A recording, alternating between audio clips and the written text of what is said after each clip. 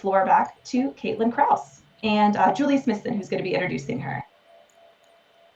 Great.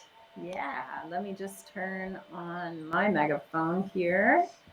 And I'm going to turn around and face here. And I think Jenna's going to help with the slides. We're just going to switch over to Caitlin's slide deck. And I'm going to do an introduction and bring our guest on today. So hello, everybody. Welcome to XR Women on event number 189. And I'm truly honored. Julie? Yes. I'm so sorry to bother you, but we're seeing a Shell Games slide on. Right, that's me. That's not me. I'm moving to a new slide. Jenna. Okay, Yeah. sorry. Okay, Yeah. just wanted to let you know. Thanks. Yeah. Jenna's gonna conduct the slides today. So yeah. Okay, we got the right one. Great. Okay. So I am truly honored to be standing on this stage today to introduce my friend Caitlin.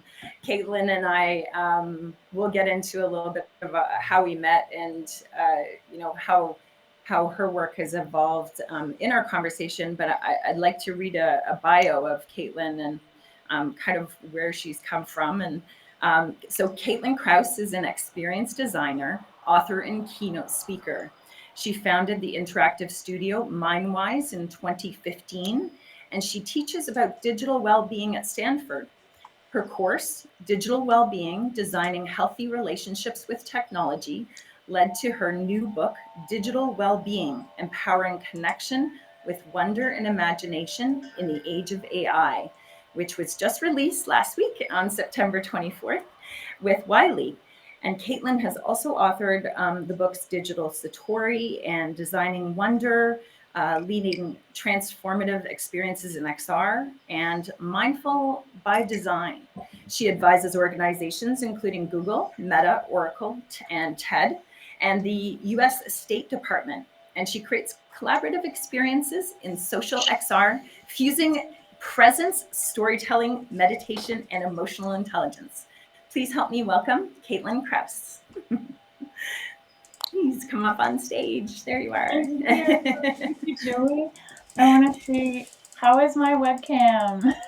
It's great. It's great. I love it. Yeah, I was really, really excited to be here. I still am. It's just leading up to this moment has been like everyone who's produced a work of art, and I think that includes all of us in this space, you know about that period beforehand. And with this book, there was a lot of anticipation. We're going to talk about it today. I feel honored to be here with a community where people represent wonder and imagination in all that we do. So I wanted to show up.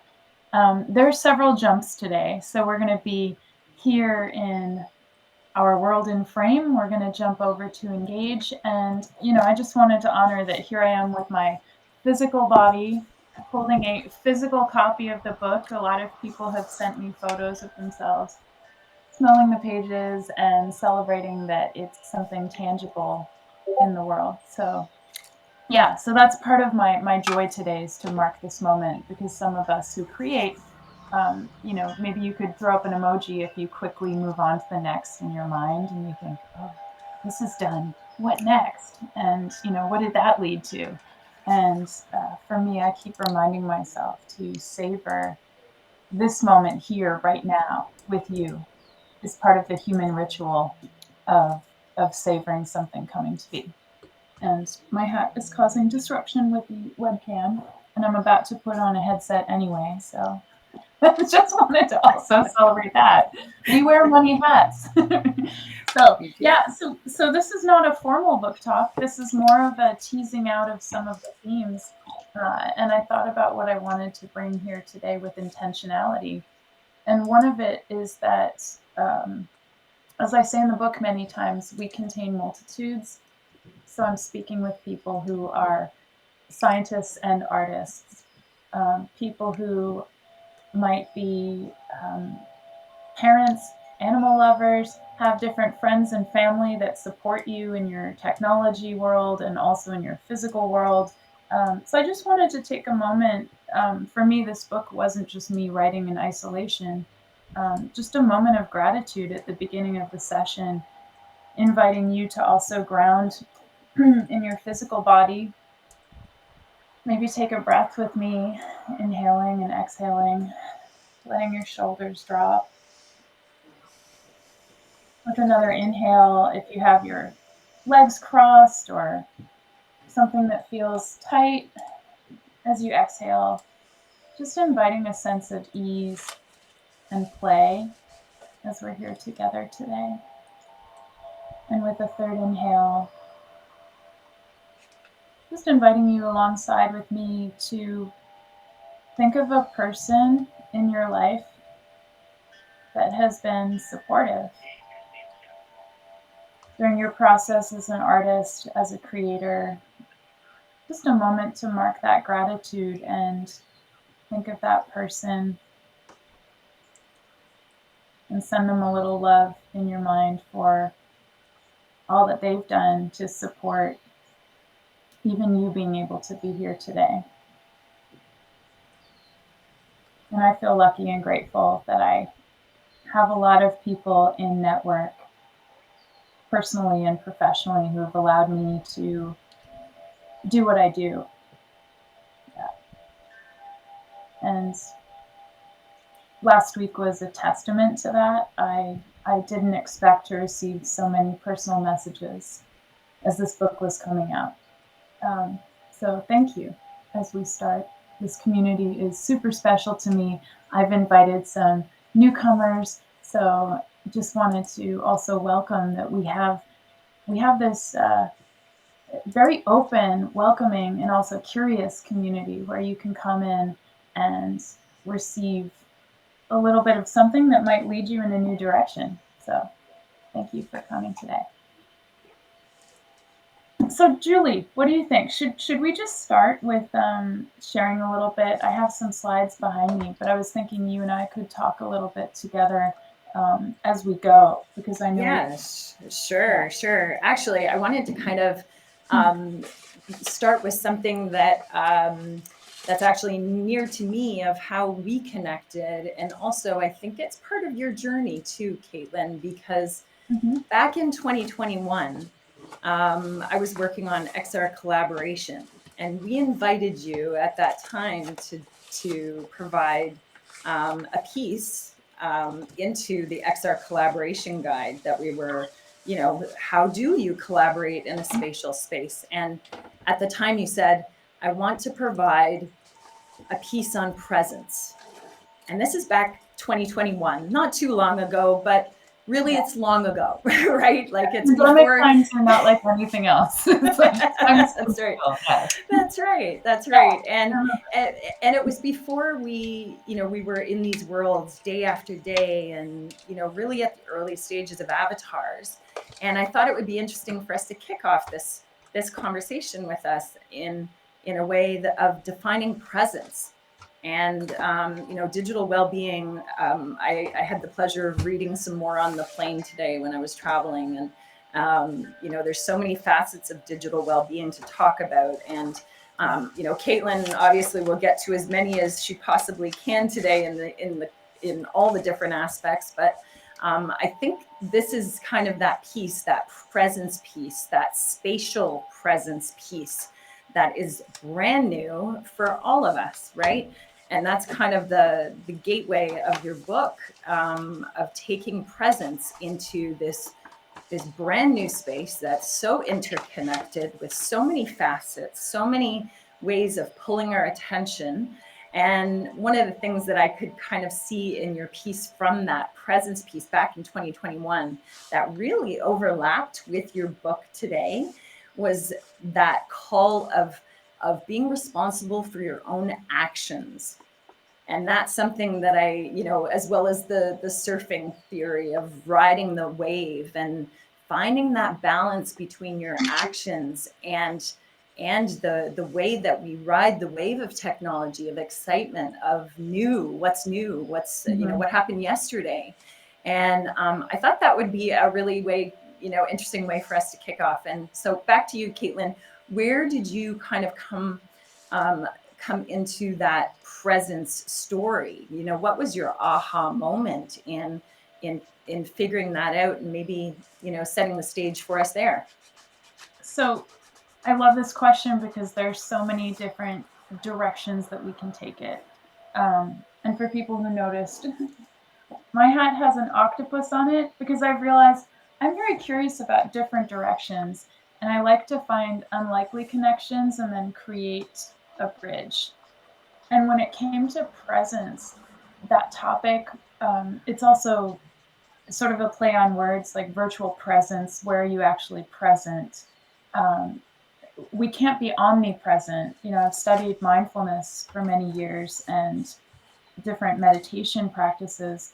And the link of attention with intention is one of the themes of the book.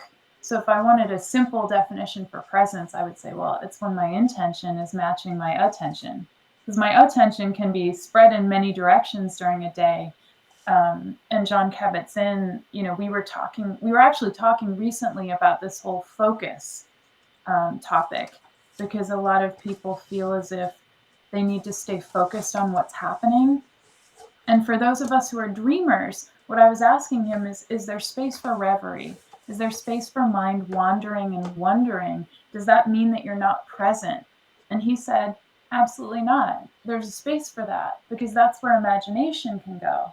You can't really get to that imagination level if you don't have preconditions both in your physical body of being connected to your breath.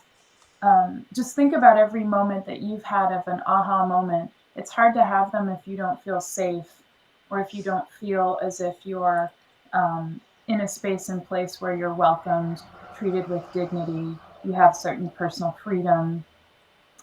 So there are conditions that you can set up both in society. You know, I'm really interested in things like policy that would let us have more of these infrastructures for an elevation of presence and imagination that becomes part of the spirit of how we work and how we function and how we play together and have better relationships. So this was part of the background of my research practice meeting my creative practice.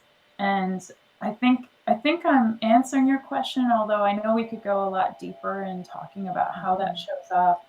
You know, what's the cadence of what you can do every day. So that's all in the book. There are different approaches and different practices. And I've been careful to not be super prescriptive about it because I don't want to create, oh, I must start. You know, we know that routine is part of our nature, but how do different conditions and different personalities approach life practices that can be more about wellness? And to answer you, the book had to be written right now. It felt as if it was asking to be written. So the aha moment for me was also so many inbound messages saying, I need more well-being in my life. And I can't treat it as a separate, siloed digital topic. I need it to be integrated. Mm-hmm. So how would you, and you've kind of touched on a few key pieces, but how would you define, and I did read it in your book, but how would you define for the audience, what is digital well-being? You know, where does that begin? Where does that begin? So, so digital well-being, the first 3 chapters do talk about the origins of both a word that's a buzzword. I don't want to tease it out too much. In the book, I propose that digital well-being and well-being are the same, and they're coming together because it's a connection. So digital well-being would be human to human connection and our feeling of wholeness inside that can sometimes be mediated or augmented with technology. So technology is not in opposition to well-being. It's just setting the goals. If the goal is to connect with another human or to feel closer to ourselves, closer to even nature, biological nature, you can use tech as a bridge for that connection. When it serves a purpose of disconnecting us, that's when it becomes something that's an obstacle. And that's something I bring up in the book with a lot of different approaches to well-being. And I do a meta study with different global well-being indexes, and I show different cultural approaches to well-being because it's a topic that you can take in different directions. That's part of what I love about it, because it wasn't an easy topic to write about. Mm-hmm. Yeah. Yeah, there's a one thing that I also kept seeing or reading is how emotion, right? Emotion is connected to well-being, and emotion happens when we do have these connections, and it's how we obviously react, and there's that action behind it, and having emotions behind everything that we're doing. How do we keep our well-being about us when when our emotions can be, and I'll downright say it, women, especially women are highly emotional, right? So finding those balances of emotions within our day-to-day. I'll point reference because I love some of the diagrams in your book. One of them you actually have, it's called the Four Culture Cornerstones. And it's related to invention, agency, dignity, and freedom. And maybe I'll let you, Caitlin, kind of talk a little bit about that, because I think obviously emotion is tied to your own agency, your own dignity, having freedom, and the freedom to invent, right? Yeah. This is lovely. Julie and I'm also remembering we were on a podcast maybe back in 2019 together. Yeah. I feel like we're going to need a longer podcast for this conversation. This is so visually, everybody listening here, I'll go through this quickly, but to name, I've been working in education as well for 2 decades. So I have a history of also being a full-time classroom teacher in middle school, high school. Now I teach also in university. I teach the course while I have my own design company.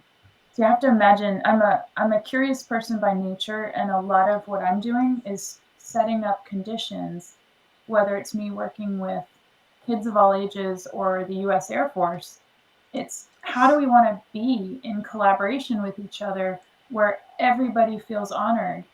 And I realized that this framework that's also in the book, it was also in my previous book, Mindful by Design, because I started out with a lot of humans saying, "What's your story? You're welcome here. You need to feel belonging." And belonging is important right now as the loneliness epidemic is on the rise. How do we create these digital spaces that also give reflection and belonging, not as a nice to have, but like this is the first thing we need to do. So, as Julie was mentioning, I have the cultural cornerstones, starting with dignity, which leads to freedom, which leads to invention. And then if you have an inventive idea, it's not really enough to have it in the ether. You need to give it a container. Sometimes the mentor can give people a sense of agency.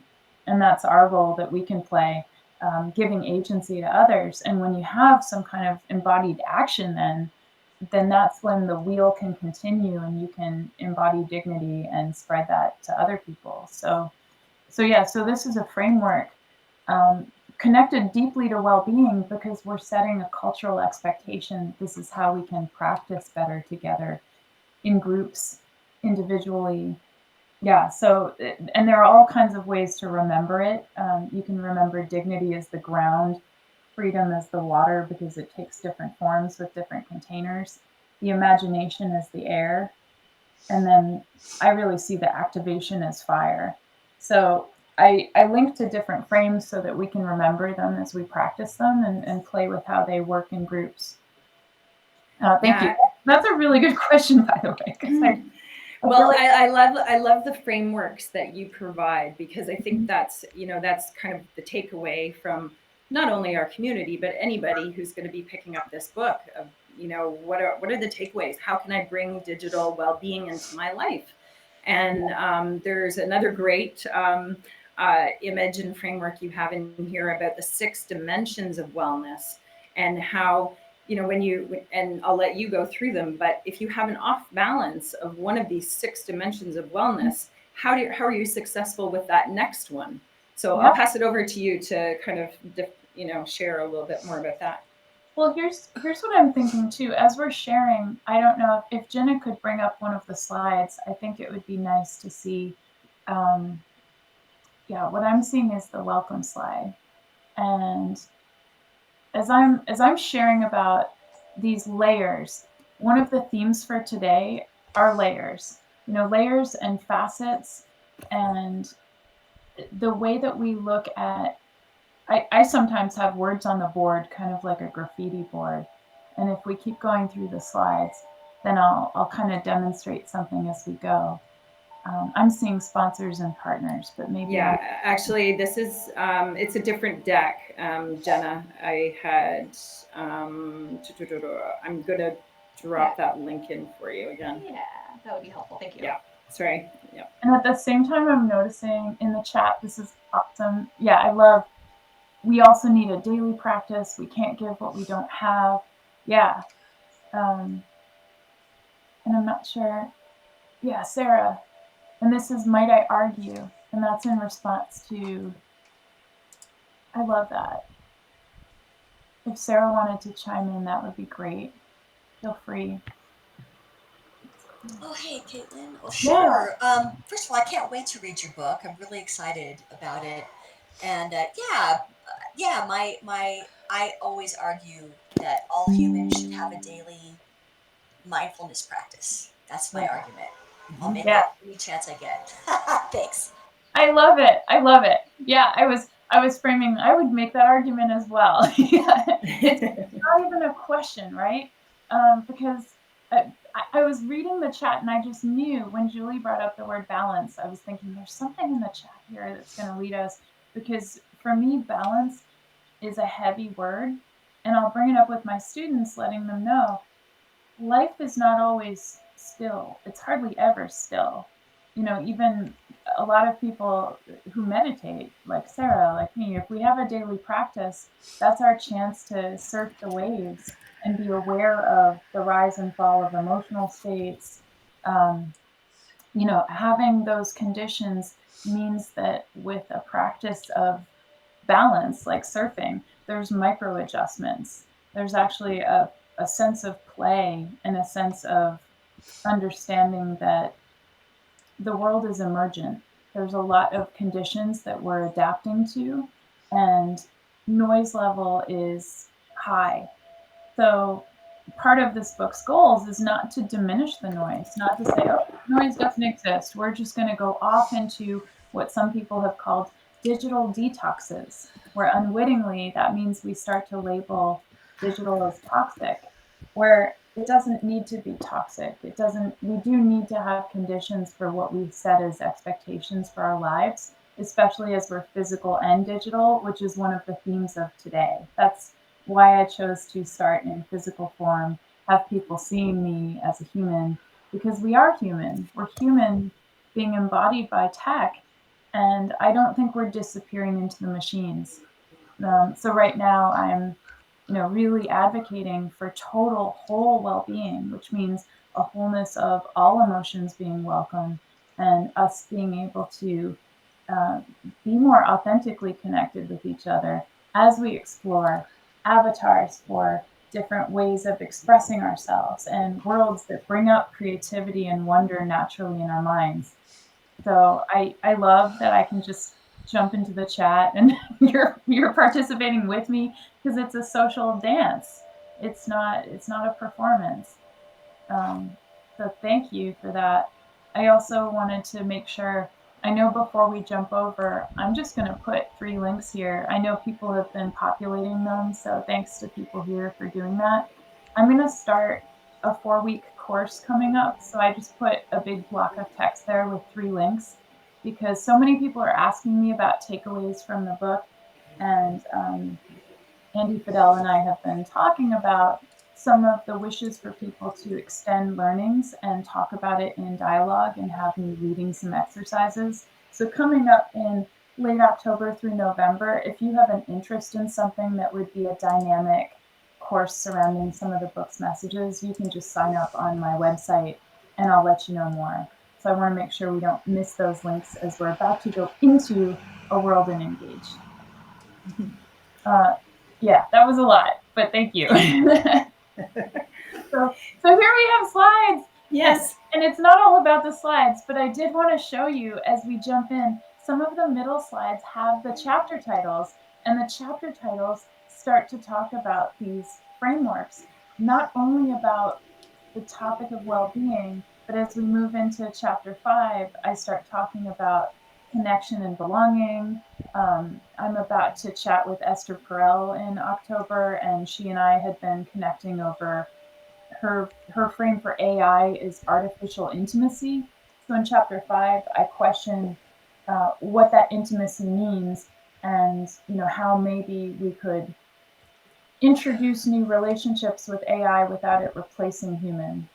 So then chapter 6, and as we move through the book, talks about these different approaches, and I feel like it reaches a crescendo in chapter 7 and 8, where that's when I decide to go deeper into spatial computing once we have the priming.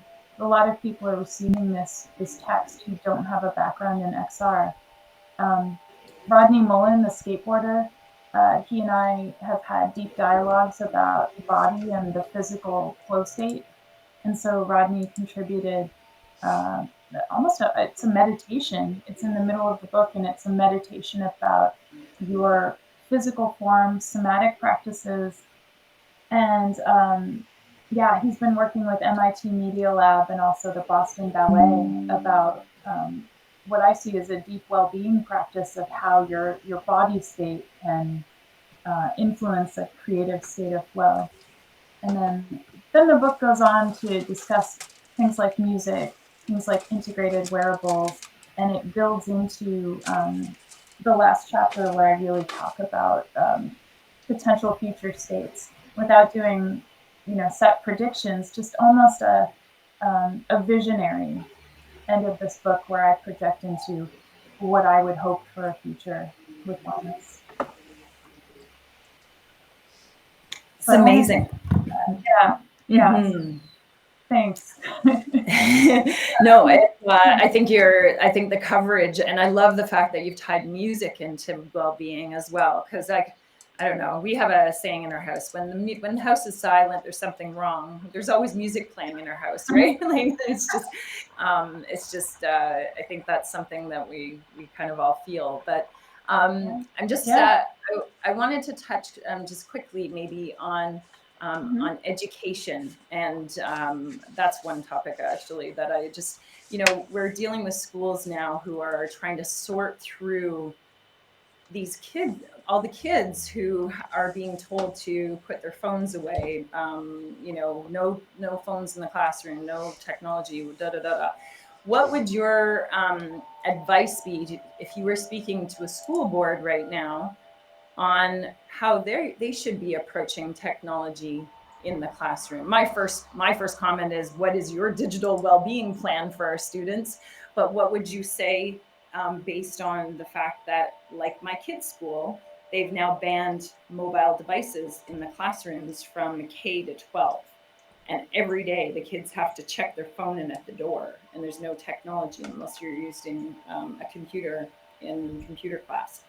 So what would you say to school boards right now to have them bring this focus about, and obviously also the attention on technology itself? My first impulse is that I would point them to Seymour Papert in the I bring the book and say, read this. Here, read this. Part about projects, passion, fears, and play, the 4 P's.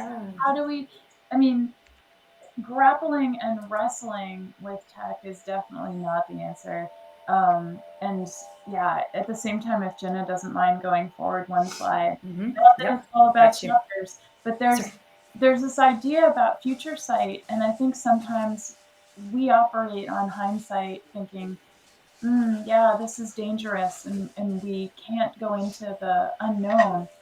This is one cycle where I think it's really critical for educators to feel supported. I led teachers in New Hampshire on a digital well-being retreat just a few weeks ago, and talked about it in a recent blog post that's up on my site and on socials.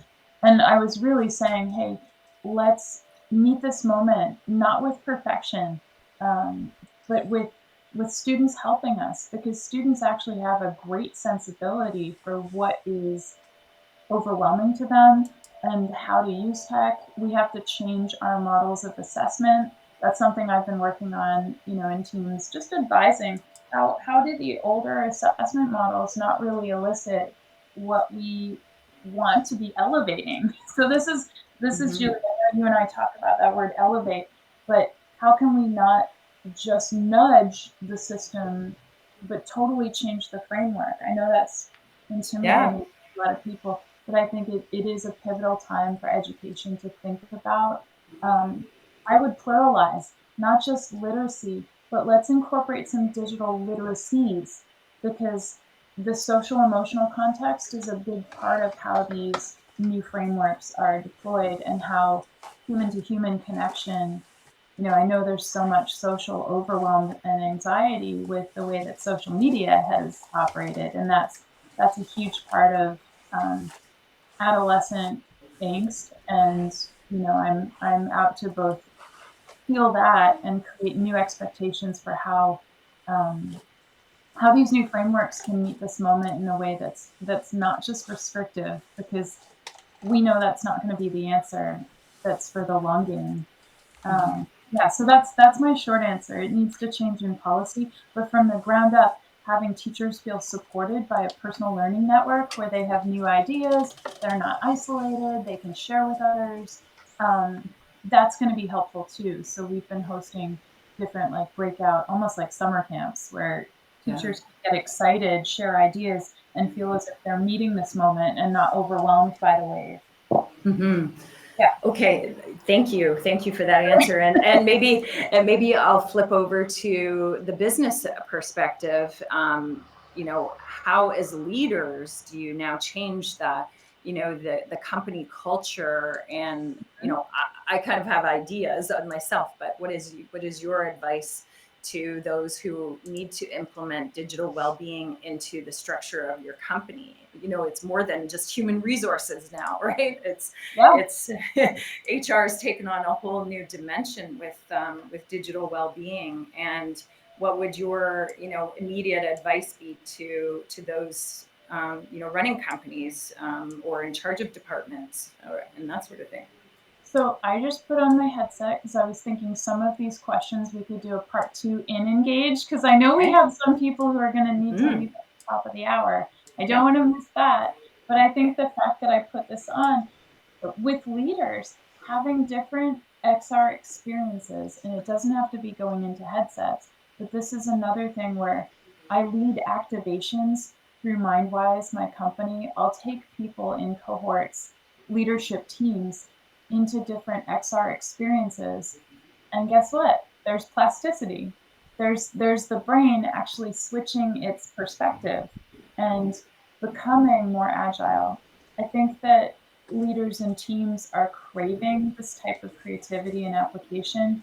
And they don't always have the conduit, or they don't always have the confidence in some of the newer technologies. So if you can create conditions for people to really be in that state together as a practice, and not have leaders need to have all the answers as they're looking to bring their group together. I mean, in your mind, the question about the teams being able, what are the teams optimizing for? That would be what I would want to know as I'm setting up. Right. Because I'm an experienced designer. So I think that a lot of people can come together in new ways once they realize, oh, they're not just building a social emotional one-off experience. They're building a new way of them reaching each other in a new world of spatial computing. Right. And I'm watching the time too, Caitlin, because I want to make sure that we do have time to hop over. But maybe we can wrap this conversation here on chapter 11, which is well-being through AI and how to thrive with hope. Yes. And maybe you can finalize here with how you see AI changing how we address digital well-being, as well as through exponential growth now, and we're dealing with all of these different APIs that are going to start to plug into our world. We're going to be more connected than ever, right? So digital well-being is even more important than it was yesterday. Yep. I I kind of knew this question was coming. I didn't know all of the questions, but Julie gave me a teaser where I knew this question. And I have something that is my response that's in the engaged environment that I'm going to share with you that because right now it's about Sure. experiences. What I want to say first off is that I am hopeful. I'm a realist idealist. So I have a hope for what's going to happen in the future that has to do with I've been studying AI for decades, so I don't. I started as a programmer and also have a background in creative writing and design and storytelling. So I see this animated world that we're about to approach as being integrated with well-being in a really mindful way as we have our intention and our attention connected. Um, Chapter 11 talks about future sight, and I think there's going to be more focus on biomimicry and studying states like how flocking is present for other types of animals, and we're becoming more collaborative and co-sensing.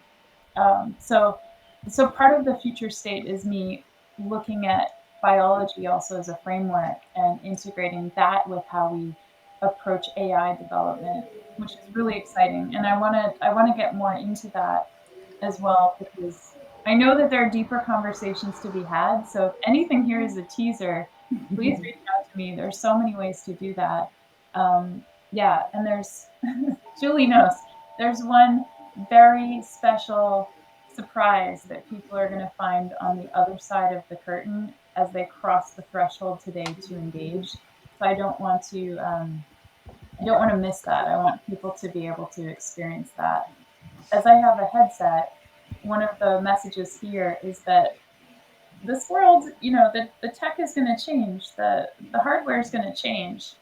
The idea of us being immersed in different levels of wonder, that's not going to change. That's going to get even better. So for me, what I want to do is continue to create opportunities for people to go beyond their perceived limits, whether that's emotionally, whether that's physically, as we get kind of digital and we start playing around, suddenly it's catch yourself in a state of wonder and then cross back across the threshold and see how that applies to your whole life. Your whole life balance of these micro adjustments, your daily practices that get you into a state of how you want to thrive with other people in connection. So Absolutely. I have a lot to share across the threshold. Chris Yes. Madsen is going to be a special guest joining us. Chris has already started the environment to make it smoother for us to cross. And Great. the password is going to be a lowercase wow, so WOW. There you go. Yep. I think as we show these final, do we still have the slides from before? Yeah, this one here is Caitlin's newsletter page, and then this one here is the book page, so you can get your copy. You can scan there, and I guess I'm just taking note of the time, 12:48 Eastern time. Caitlin, thank you so much for being here in this space, and congratulations on all the happenings that you have going on right now with the release of your book. And you've also got Digital Satori. And do you want to quickly just say 1-2 sentences about footprints through time? Because I think this is something, if people can look it up and then take it on themselves. And then I think in 2025, we should talk about footprints through time again. I'm laughing because this is Julie and I need a podcast. I'm going to watch this. This is me live. We're going over in 2 minutes! Exclamation point. That is me voice to text, practicing well-being by letting Chris know we're on our way. Footprints through time. I'm so excited about augmented reality and the ability of transcendence through the digital physical layers. So Footprints Through Time is a production where I was a producer on the team, and we worked with physically on site in Kentucky.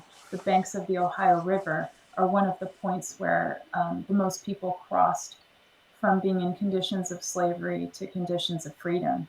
So we took stories from the past animated them and created an installation that's in network with the Fraser History Museum in Louisville. And it's a transcendent project. So if you're interested in anything with augmented reality, write to me. Where's the connection with wonder? Through rising in this production into states of wonder as people are experiencing this, we're aiming to welcome that experience for all cultures, all backgrounds, all races, to take parts of American history that they didn't have in the textbooks and learn more about it, and then use that learning to have a different current state. So so this is a huge social impact project. I feel really lucky and grateful to be on the team with Adrienne Rashad Driscoll, Josh Miller, Hannah Drake, a bunch of other people. And we did motion capture through using Metastage. We worked with Niantic Athwal and Arcturus, and it's all accessible on phone. So part of my goal with working in well-being is how to make a lot of these experiences that link to well-being accessible to people across different levels of the continuum. So thank you for bringing that up too, because there's a lot. There is a lot. There is a lot, Caitlin. Mm-hmm. Thank you so much for joining us, and thank you everybody for joining us here in Frame. Caitlin, I just want to reconfirm, are we going to the events menu on Engage, or is it a session ID? So in Engage, here's what will happen. We'll go to the live events. Everyone who can join, even if you can only join for 5 minutes, come for 5 minutes, because there's a special announcement I'll have at the beginning. We have a sponsorship in this event by the VR Fund. And so there's some special things across the threshold that I'm going to be sharing that you don't want to miss. So even if you can only come for 5 minutes, please come. Yeah, Caitlin, I'm sorry to interrupt, but can you please clarify? I don't see the event in the Engage Events menu. Sure. Is it a session with a session ID, or is it an event? So you're going to go in there, and I'm going to tell you, Karen, while I do it, so that I know I'm telling you something that's actually happening. Chris Madsen is across that threshold, knows that we're coming. And I'm going in, so I log in, I'm in Engage. I go to, let me see, I go to join session. When I click on session, I go to live, and then I see digital well-being, and then I'm going to click on it. It's the second one down in the live sessions running right now, and I see it. I click on it, and then I'm going to say join. That's happening right now. And then easy. I just put in my password, WOW, all lowercase, WOW, and then I do enter. Okay, great. And then now I'm going to enter the world, so it's kind of fun. From the web manager, it wasn't visible at all. Is this the first time you've had something into the app, right, to do it, whether in a headset or on? I'm in 3 worlds at one in Excel. Somebody take a picture, please. Okay, hold on. I have to get a picture. There's a lot of love for this group, I just have to say. I will. Did you take it? I'll see you across the threshold, I hope. All right, sounds good. And for everyone here, if everybody wants to, if you can, jump over to Engage. And if not, we will see you all here next week. Thank you so much, everyone. We'll be closing off this space. You're welcome to stay and chat with whoever's remains, but we'll continue this journey. And thank you, Caitlin. Thanks, everyone. Thank you, Julie. Thanks, everybody. I'm going to leave my avatar here and just stay here so that after Engage, if anyone wants to hang out and see me here, they can do that. So I'll just be an avatar here hanging.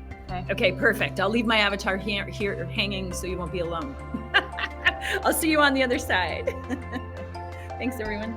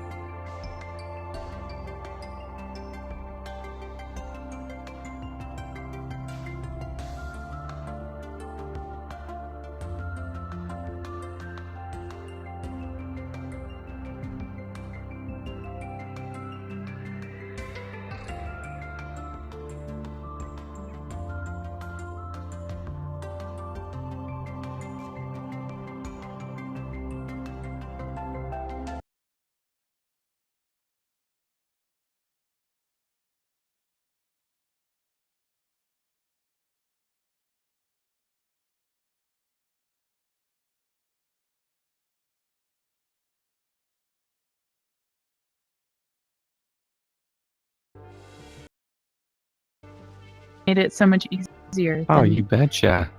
me. I'm just bringing in one thing from my IFX. Dun, dun, dun, dun. Yes. Okay.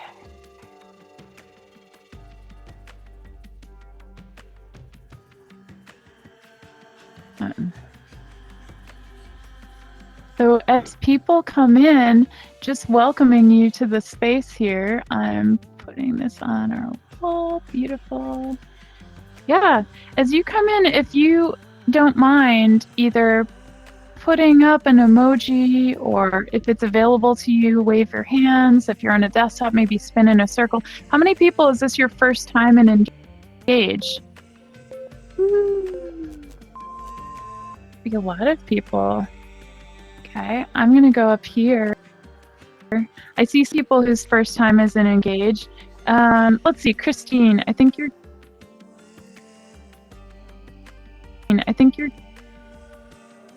giving some I've got her. art with just I know we had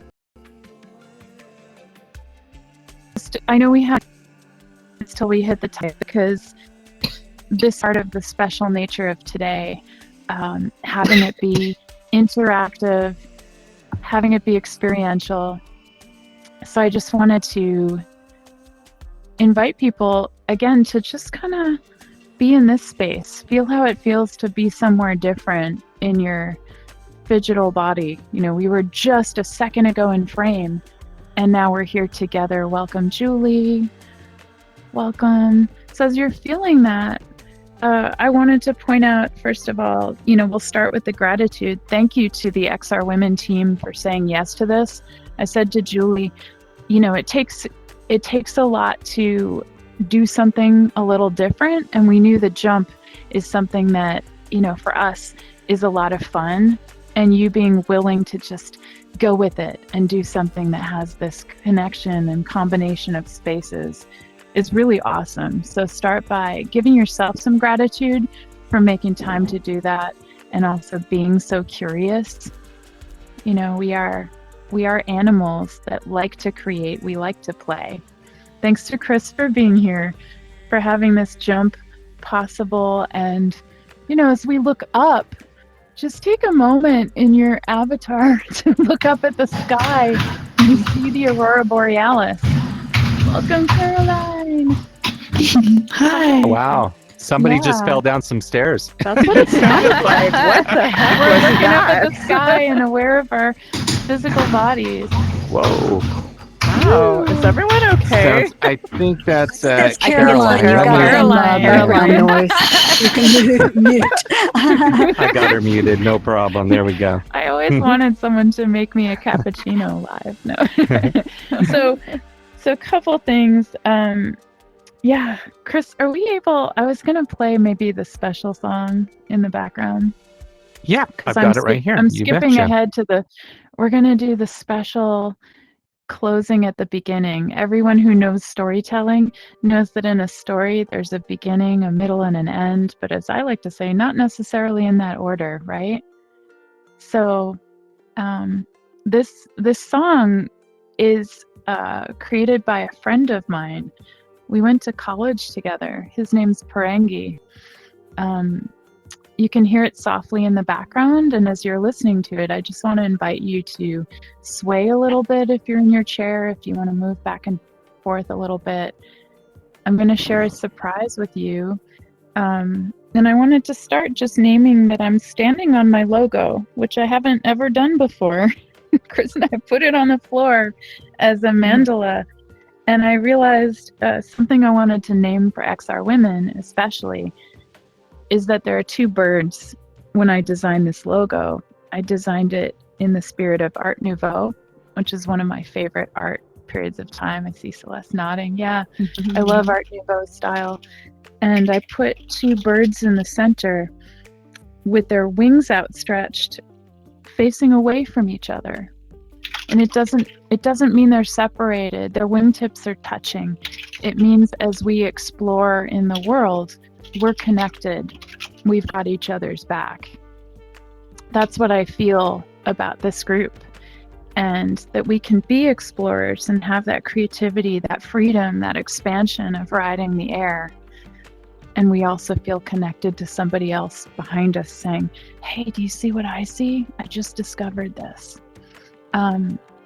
Yeah, so that's my gratitude, especially for today, to welcome this book into the world.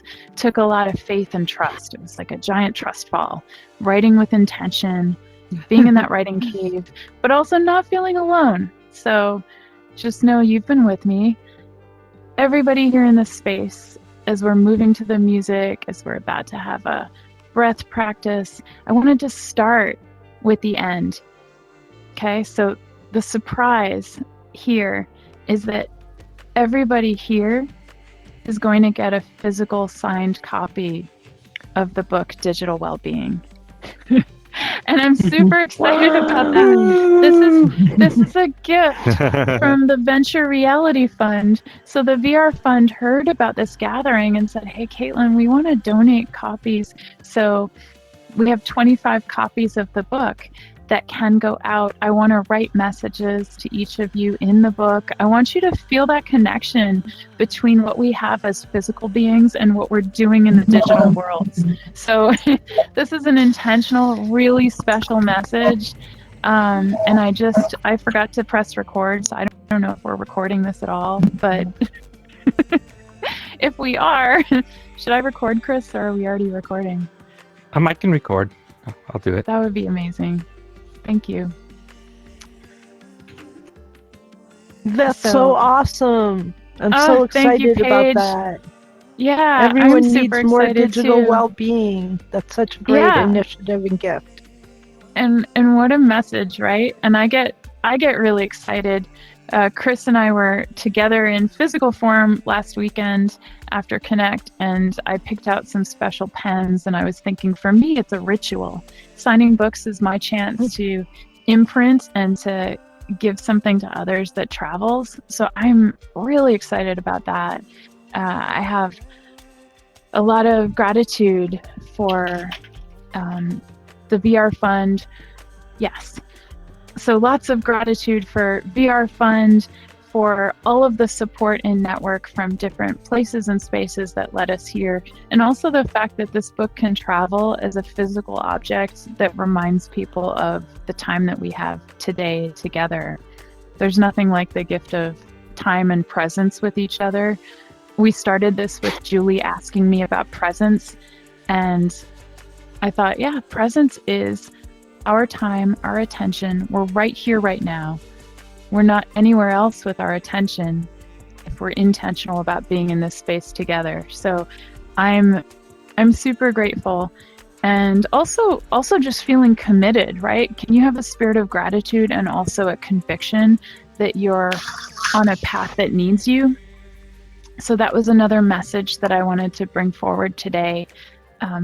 In closing, as we're about to do some exercises, in case people have to leave, can you wave your avatar hands if you have to drop off in the next couple minutes? Chris is waving. No, don't go, Chris. Bye. Okay, so for Lee, for a couple other people. Leave. Okay, if you can stay one minute, I brought something for Julie. This is in response to Julie's last question, and you're gonna see a beautiful way. Okay, here we go. Julie had asked me about hope as one of the last questions, right, Julie? Yeah. Yes, Julie's correct. Yeah. How do we maintain hope? I think was the phrasing, right? That's right. Yeah, it was how AI was going to play. How AI was going to play a part in hope with digital well-being. Yeah. Yeah. So I like to play, and for me, hope is not a word that means, oh, I hope this works out. I hope it doesn't rain. It's not a weak word. It's a really strong word. We've heard about it lately in the way that people approach life. How do we approach with hope? So this is a closing kind of prose poem that was inspired by Julie's question. I wrote it in stream of consciousness this morning between 8:27 and 8:33. So I'm just going to read it. All right. So here we go. Or perform it rather. So peace on hope, digital well-being. Quote, "Hope is not the conviction that something will turn out well, but the certainty that something makes sense, regardless of how it turns out." Václav Havel. I didn't write this book out of something to prove, but something to discover. To discover a truth inside out, outside in, about our hidden wholeness. We're all connected by our breath. We're breathers. Like the whales, we dive deep into the unknown, and then we surface back. We cross thresholds. What does it mean to be at the edge of something? Do we always need to be in our comfort zones? Safety, yes. Dignity, yes. And we build from there. I see you. My freedom is not in opposition to yours. There's a mutuality coming. There's an emergence coming. New leadership forms. Collective truths. Co-sensing alongside the electrical impulses of the digital. And we are biological. We are human, sovereign, true. I see you. We're here in awareness, nowhere else. Tell me what you've been through. We share our struggles, and we rise with our eyes on the skies, and we notice the glow. There's an allure to beauty and the beauty of awe in recognizing each other. This book was written to address the loneliness crisis. I see it as a question of belonging, creating more spaces for dynamic belonging, for reflection, and for peace. And creativity and imagination will spring forth from that wellspring. Let's be well. Well-being. Thank you. Honoring October 2nd, 2024. XR Women, number 189. So, yeah, thank you for Wellbeing. Awesome. Amazing, Caitlin. We're gonna do some breath work. Bravo. We're gonna do some Congratulations. practices. Thank you. I feel it. I would love to have a group picture with everybody here. Then we're gonna do some breath work, some little pieces of practices. And I think somewhere, if I can pull it up, I tried to make a button. Chris, I don't know if you were able to make a button. There's so much. Aha! There's a button. This button, if you want to play, if you click on it, then you get to put in your address. You get to put in what you would like to have this book sent to, because I would need the place to send it. And you'll get a copy. And I feel like Oprah. Everybody gets a copy. Just look under your seats. Yeah. So yeah, then I'll know. And I also put in, if you have a nickname that you want me to write to, please put that name in, because I'd like to address it to the form that you would like to receive it in. So yeah, there's so much to be grateful for. Thank you. Can we have a picture together? There's so much that I want all at once in this venue. Maybe I should just go to you. Sitting here. What do we think? Because everybody's sitting, and we could get a group picture from afar. Oh, wow. I got some fantastic pictures from here and there in the space. It's really gorgeous, and yeah, it's so cool. Yeah. So cool. I wanted to make it relaxing, comfortable, soulful. Is there a spacious. reason I can't move right now? Am I stuck in this chair? No, it shouldn't be. If you take your left thumbstick, Celeste, and you kind of move your left thumbstick a little bit, you should be able to hold your teleport button down on your right hand, hold the A button down, aim where you want to jump to, and release it. Okay, I'm usually pretty good at this, but it's not working today. And Chris, last question as you're doing a million things. Oh, thank you. Who is that? It's Trisha. Trisha, thank you for being here. I appreciate you. Thank you. Goodbye. I can't click on that link, so I'll have to sort that out after. I'm up next to speak in a meeting, so take care. Congratulations you've got again. My details. You can DM me your address. Thank you so much. Bye. Bye. And Chris, I'm looking for our hidden breathing circle. I know it's somewhere. I gotcha. I was looking for Right it here. under the floor. Okay, let's play with that as we're in our closing here. You want to breathe in as it expands and exhale as it contracts. This one is kind of a power circle, I think. It's almost like a lion's breath. Mm-hmm. And feel free if you want to move around as you're... I feel like there's too much probably to do. You're likely filling out the form at the same time. I know what's going on. As each person is about to receive a book, you're breathing deeply with the circle. You're doing several things at once, but honoring your attention. You see how we did that, though? We made spaces happen in the span of time, which is always kind of that added dimension of limits, but there was a lot to fit in. Julie, how'd you like your slam poetry there?